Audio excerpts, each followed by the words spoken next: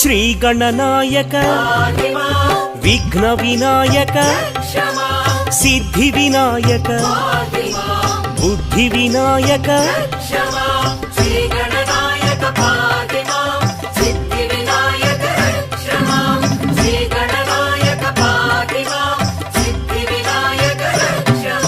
మూషిక వాహన